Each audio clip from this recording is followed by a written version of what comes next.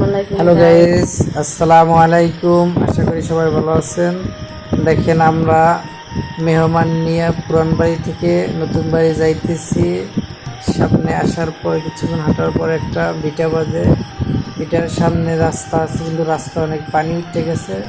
তার জন্য আমরা মেহমানকে রাস্তা ধুইয়া কিন্তু আমরা ক্ষেতের ভিতর দিয়া আল দিয়া যাইতেছি। নালে আমাদের কিন্তু এই আইল ছাড়া রাস্তায় ওটা কিন্তু সম্ভব না, কারণ আমরা এই আইল দিয়ে ছাড়া রাস্তায় উঠতে পারতেছি না। কারণ কিন্তু বর্ষাকালের মতো আগে পানি উঠে গেছে। তো বর্ষা এখনো হয় নাই, কিন্তু বর্ষার মতো হয়ে গেছে। দেখেন ওই সামনে আইল, তাও জায়গা দিয়ে পানি। ছোট এক বাবু কিন্তু সামনে আসতেছে, জায়গা দিয়ে এসে পড়ছে। আমাদের পিছিয়ে এখনো লোক আছে, দেখেন এক এক করে সামনের দিকে